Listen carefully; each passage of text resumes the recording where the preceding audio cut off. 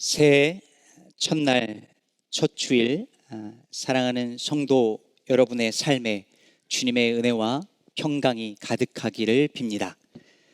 새해가 되면 자연스럽게 떠오르는 몇 편의 시들이 있는데요, 정채봉 시인의 첫 마음이라는 시도 그 중에 하나입니다. 여러분들도 많이 아실 텐데요, 이렇게 시작합니다. 기억하시죠? 1월 1일 아침에 찬물로 세수하면서 먹은 첫 마음으로 1년을 산다면, 물론 오늘 그냥 세수함 아무 생각 없이 하셨겠지만 이런 대목도 있습니다. 개업날의 첫 마음으로 손님을 언제고 돈이 적으나 밤이 늦으나 기쁨으로 맞는다면, 세례 성사를 받던 날에 빈 마음으로 눈물을 글썽이며 교회에 다닌다면, 그리고 이 시는 이렇게 끝납니다. 이 사람은 그때가 언제이든지 늘 새 마음이기 때문에 바다로 향하는 냇물처럼 날마다 새로우며 깊어지며 넓어진다. 새해 첫날 품은 첫 마음을 가지고 매일을 산다면, 그는 어느 때나 새 마음으로 살기 때문에 매일이 새롭고 한 해가 새로울 거라는 이야기이죠. 사랑하는 우리 시카고 기쁨의 교회 성도님들 모두의 한 해가 매일매일이 그러하기를 간절히 축복합니다. 그러기 위해서는 우리가 새해 첫날 첫 마음을 잘 품어야겠지요. 오늘 우리는 어떤 첫 마음을 품고 2023년을 시작해야 할까요? 헨리 데이비드 소로우가 쓴 월든이라고 하는 이제는 고전이 된 이 책에 보면 이 소로우가 자기 집에는 3가지 의자가 있다라고 말을 합니다. 첫 번째 의자는 고독을 위한 의자요, 두 번째는 우정을 위한 의자고, 세 번째는 사귐을 위한 의자라고 말했습니다. 다시 말해, 홀로 자기와의 대화를 위한 의자가 필요하고, 그 다음엔 친구 벗들과 우정을 나누며 대화하기 위한 의자가 필요하고, 세 번째는 방문객들과의 사귐을 위한 의자가 있어야 한다는 얘기죠. 저는 가끔 이 소로가 말한 3개의 의자를 생각할 때마다 요즘 내 삶에 빠져 있는 의자는 무엇인지, 나는 요즘 어떤 의자에 앉아 있는지 생각합니다. 우리 삶에 이 3개의 의자가 늘 있고, 그리고 이 의자들 중 어느 하나에만 앉지 않고 균형 있게 조화롭게 앉으며 살 수 있다면 우리의 삶이 얼마나 풍요롭고 또 그리고 아름다울까 생각합니다. 저는 2023년에 여러분 각자가 품은 첫 마음이 다 있다 하더라도 우리 교회 공동체가 함께 같이 품고 가야 할 첫 마음으로 오늘 이것을 제안하고 싶습니다. 홀로 그리고 더불어. 다시 말해, 홀로 주님을 깊이 만나고, 그리고 더불어 주께서 내 곁에 두신 사람들과 친밀한 사귐을 이어가는 그런 조화롭고 균형 잡힌 그런 풍성한 삶을 살고자 하는 바람과 기도와 다짐을 가지고 새해를 출발해 보자는 이야기입니다. 오늘 본문에 보면 홀로 그리고 더불어, 혹은 더불어 그리고 홀로의 삶의 본을 보이신 예수님을 만나게 되죠. 우리가 잘 아는 오병이어가 이 사건이 오늘 이야기의 배경입니다. 예수님을 만나러 수많은 사람들이 빈들에 모였는데 저녁이 되었고 먹을 것이 없습니다. 그래서 예수님께서 사람들을 떼를 지어서 50명, 100명 이렇게 앉게 합니다. 예전에 제가 이 본문 가지고 설교했던 거 기억하실 분들 계실지 모르겠는데요, 여기서 40절에 떼를 지어 앉았다라는 단어, 떼를 지어 앉았다라는 이 단어가 그리스어로 심포시온입니다. 심포시온, 어서 많이 듣던 영어 단어와 비슷하죠? 심포지엄이라는 단어가 여기서 왔습니다. 근데 심포지엄이라는 단어가 오늘날에는 무슨 집단 토론회나 학술적인 이런 느낌을 주지만, 원래 심포시온은 먹고 마시는 잔치, 향연을 가리키는 말이었습니다. 그러니까 지금 예수님께서 빈들에서 백성들을 오병이어의 식탁으로 불러서 모아서 잔치를 벌이고 있는 것이죠. 더 정확하게 말하면 마가복음이 얼마나 마가복음이 기가 막히냐면요, 오늘 오병이어 사건 앞에 무슨 사건이 있어요? 헤로드 왕이 잔치를 벌이는, 근데 그 잔치가 죽임과 살인으로 끝나는 이야기가 있잖아요. 그런데 헤로드 왕의 잔치처럼 남을 죽이는 잔치가 아니라 예수님이 스스로 밥이 되어서 누군가를 위하여 자신을 내어주심으로 말미암아 누군가를 살려내는 생명의 잔치를 벌리신 것이 오병이어 사건인 것이죠. 스스로 밥이 되어 오신 예수님, 그분은 언제나 사람들과 더불어 먹고 마시기를 즐겨하는 분이셨습니다. 오죽하면 예수님 별명이 먹기를 탐하고 포도주를 즐기는 자였을까요? 바리새인들은 언제나 예수님이 죄인을 영접하고 음식을 같이 먹는다고 비난했습니다. 예수님은 십자가에 죽기 전에도 직전까지도 제자들과 함께 만찬을 즐겼고, 그리고 부활하신 이후에도 예수님은 갈릴리 호숫가에서 제자들을 기다리며 떡을 굽고 물고기를 구워서 그들을 영접했습니다. 예수님이야말로 더불어 밥상에 이 삶의 풍요로움과 정겨움을 몸소 살아내신 분이죠. 누군가 그러더라고요. 혼자 먹는 밥은 진수성찬일수록 외롭다.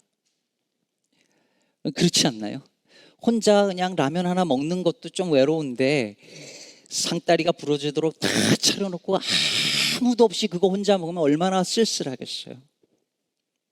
그래서 밥상이라는 단어 앞에는 더불어라는 단어가 와야 제맛이죠. 세상을 창조하시고 하나님이 창세기의 1장 2장 보세요. 좋다 하시잖아요. 근데 처음으로 안 좋다라고, 보기 좋지 않다라고 한 게 뭐죠? 사람이 혼자 있는 것, 보기 좋지 않다 그랬어요. 여러분 커피 브레이크 하신 분들은 아시겠지만 이게 처음에는 결혼을 말하는 그런 얘기가 아니었어요. 이건 그냥 사람이 혼자 있는 게 좋지 않아서, 보기 좋지 않아서 그 컴퍼니언, 동반자 누구 없나 찾은 거예요. 동물들이 될까 찾았더니 아니어서 한 사람을 더 지으시는 거죠. 이 얘기 무슨 말이냐면 인간은 처음부터 본래부터 더불어 살아야 하는 존재로 지음받았다는 거예요. 그게 하나님의 창조 목적이었다는 거죠. 서로 관계를 맺고 사귐을 갖고 서로 돌보고 사랑하도록 우리가 처음부터 그렇게 지음받았다는 거예요. 재작년에 한국에 번역이 되어서 화제를 일으키고 지금까지도 많은 사람들에게 읽혀지고 있는 책들 중에 다정한 것이 살아남는다라고 하는 아주 재밌는 책이 있습니다. 영어로는 Survival of the Friendliest라는 제목인데요. 너무 재밌어요, 이 책. 이 책은 우리가 흔히 알고 있는 그 다윈의 적자생존 있잖아요. 적자생존 학교 다닐 때 다 배우셨죠. 적자생존. 영어로는 Survival of the Fittest인데 이 책은 뭐라고 말하냐면 이 적자생존 이 티오리를 사람들이 100년 넘게 미스언더스탠딩 해오고 미스유즈해 왔다는 거예요. 무슨 말이냐면 우리는 어릴 때 어떻게 배웠냐면 적자생존이 뭐냐, 온 인류가 살아오면서 강한 놈이 살아남는다. 강한 것이 약한 것을 잡아먹으면서 인류는, 이 세상은, 모든 피조세계는 다 그렇게 이때까지 살아왔다, 이렇게 배웠어요. 적자생존은 곧 양육강식이다. 그러니까 사람들 생각하는 거죠. 어차피 세상은 강한 놈이 약한 놈 잡아먹으면서 사는 거야. 그러니 강한 나라가 약한 나라를 지배해도 그건 뭐 당연한 거야. 원래 세상의 이치가 그래. 자연 세계가 그렇고 그게 과학적으로 증명됐어. 자연의 순리학 경쟁에서. 그러니 너 강해져야 이 세상 살아. 이겨야 돼. 그러면서 자식들에게도 더 강해지고 더 힘이 세야지 이 경쟁 사회에서 이길 수 있다고 가르쳤어요. 그게 우리가 배워온 거니까. 지금도 적자생존은 양육강식이라고 믿는 윗세대 어른들이 너무 많죠. 그러나 이 책의 저자들은 이 인류학자들이 말하기를 인류는 오히려 타인의 마음을 이해할 수 있는 능력, 서로 협력하고 도와주는 친화력 때문에 살아남았다는 거예요. 그 증거들이 과학적으로, 인류학적으로 너무 많이 이 책에서 재밌게 증거됩니다. 학생들도 읽으면 너무 재밌을 만한 책이에요. 그래서 이 책이 뭐라고 말하냐면, 강한 것들이 살아남는 것이 아니라 이 책의 낭만적인 제목처럼 인류는 다정한 것들이, 프렌들리한 것들이 살아남았다는 거예요. 저는 이 책 읽으면서 생각했어요. 교회가 살아남으려면, 여러분 요즘 교회는요 얼마나 성장하느냐가 문제가 아니라 서바이브 할 것이냐가 문제인데, 살아남으려면 이때까지 한 것처럼 부흥하고 성장하고 경쟁하려고 하면 다 죽는구나. 다정해야 살아남겠구나.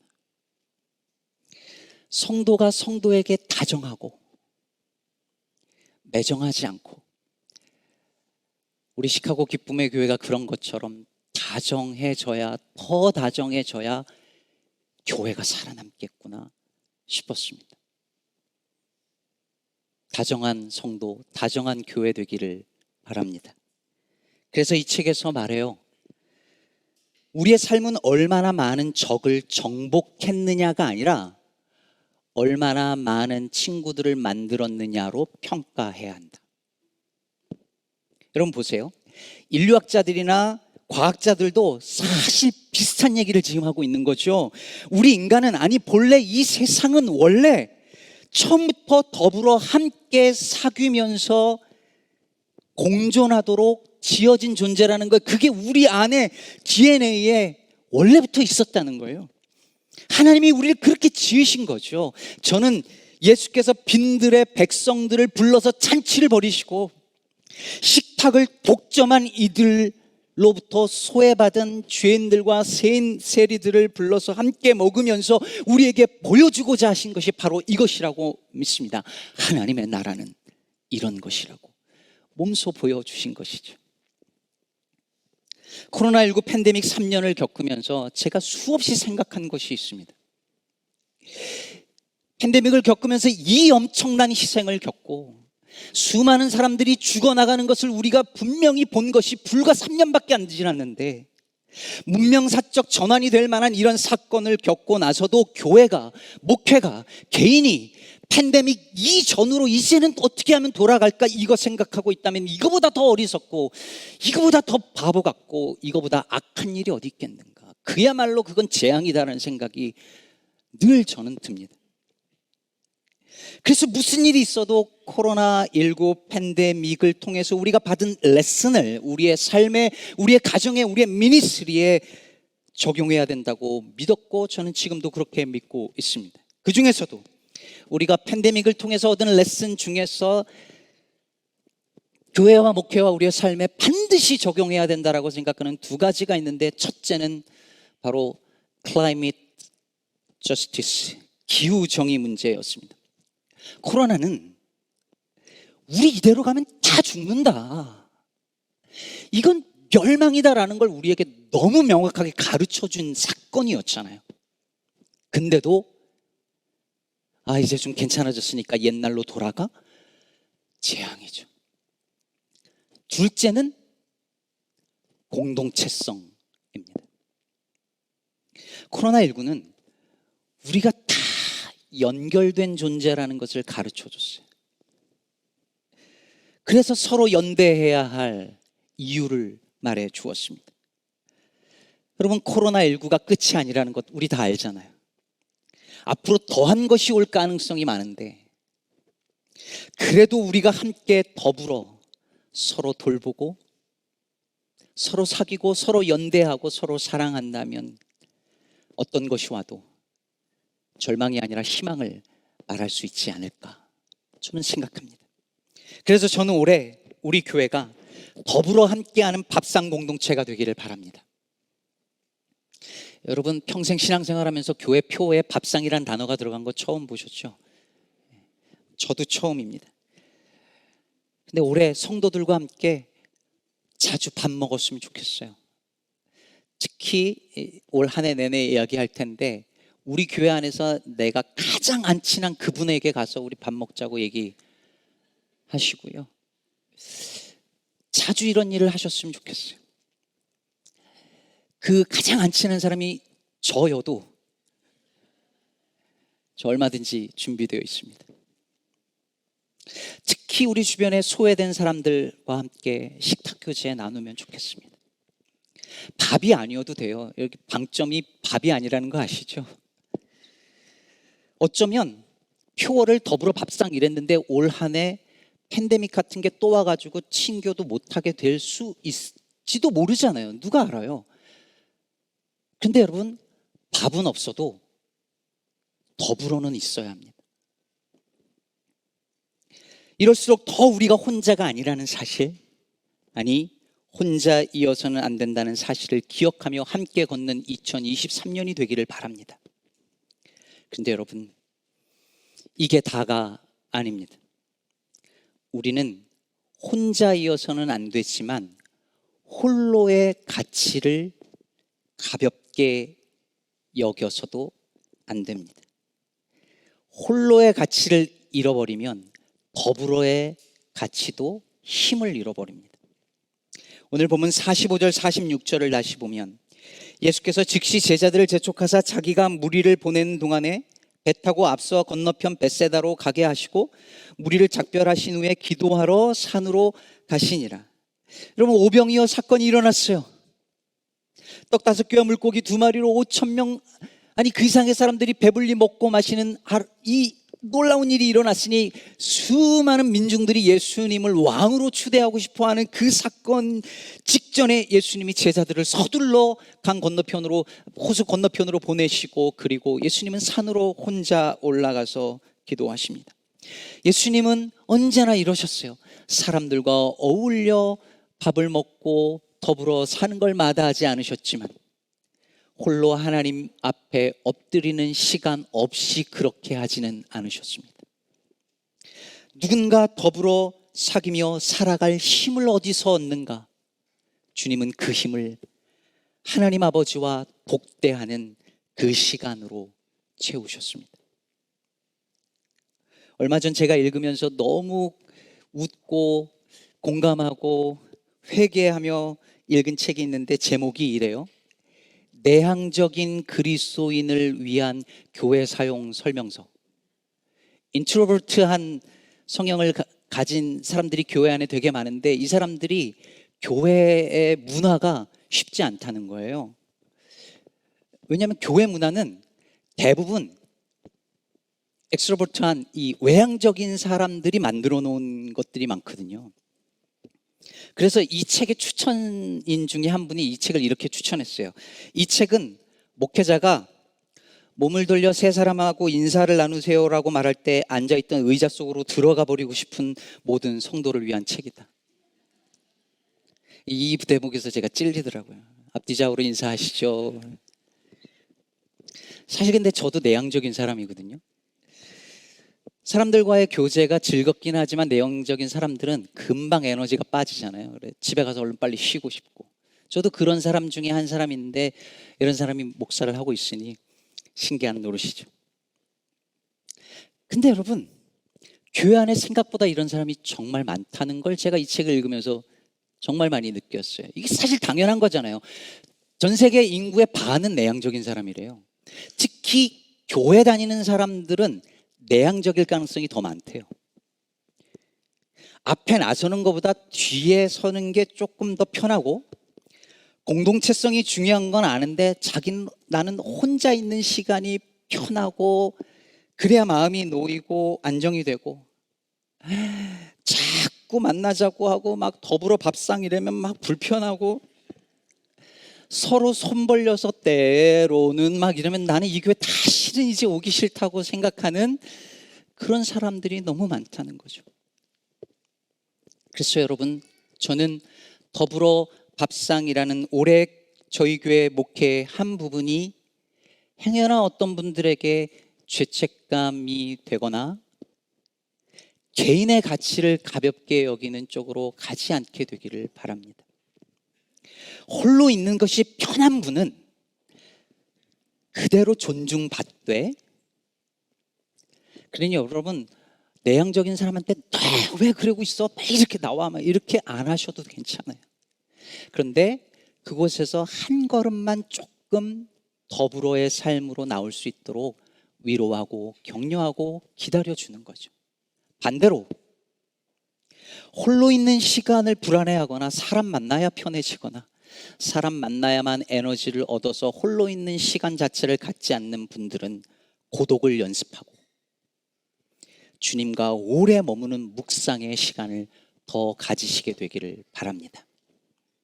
오늘 본문 뒤에 보면 제자들이 호수 저편으로 가서 가다가 큰 바람을 만나고 예수님이 물 위를 걸어가시는 것을 보고 두려워하는 장면이 나오는데, 그때 52절이 이렇게 기록합니다. 이는 그들이 그 떡 떼시는 일을 깨닫지 못하고 도리어 그 마음이 둔하여 졌음이더라. 오병이어의 사건을, 이 놀라운 사건을 경험했지만 이들은 이것에 담긴 뜻이 무엇인지 전혀 깨닫지 못했습니다. 그 사건의 의미를 혼자 묵상하며 internalized 하는, 내면화하는, 리플렉션하는 시간이 없었기 때문이죠. 그래서 떡으로 오신 말씀 그 자체이신 그 주님을 먹었음에도 불구하고 그냥 먹고 끝난 거죠. 잔치하고 끝난 것입니다. 그러니 마음이 둔해져 두려워한 것이죠. 앞으로 설교가 끝나고 나면 제가 던지는 기도 제목을 따라 기도하기보다 그 말씀을 잠시라도 내 것으로 소화하는 시간을 갖고자 합니다. 리플렉션하는 시간이고 묵상하고 거두는 시간입니다. 주보 뒷면에 공란에 떠오르는 단어나 적용점을 무엇이라도 적어봐도 되고 기도하셔도 좋습니다. 짧게라도 갖겠습니다. 이런 묵상의 시간이 여러분의 하루에 많아져야 더불어 살아갈 힘도 생길 것입니다. 말씀 맺겠습니다. 사랑하는 여러분, 더불어 밥상이 어울림이라면 홀로 묵상은 울림입니다. 어울림은 울림에서 나옵니다. 하나님의 말씀을 묵상하는 가운데 내 영혼을 울린 그것이 있어야 누군가와 더불어 어울림의 시간을 가질 수 있고, 그 두 가지가 조화롭게 이루어질 때 우리의 삶은 풍요로워지고 아름다워질 것입니다. 이제 설교 서두에 말씀드렸던 sorrow의 세 가지 의자를 다시 생각해 보시죠. 작년에 여러분은 어떤 의자에 더 많이, 자주, 오래 앉으셨습니까? 아니, 여러분의 삶에는 이 세 가지 의자가 다 있으신가요? 2023년 새해에는 고독과 우정과 사귐 세 가지 의자 중에 어느 의자에 더 많이 앉아 보시겠습니까? 올 한 해 저와 여러분이, 그리고 우리 시카고 기쁨의 교회가 홀로 그리고 더불어 울림 그리고 어울림을 조화롭게 이루면서 하나님 나라의 일상을 누리고 살아가는 묵상 공동체, 밥상 공동체 되기를 주의 이름으로 축복합니다.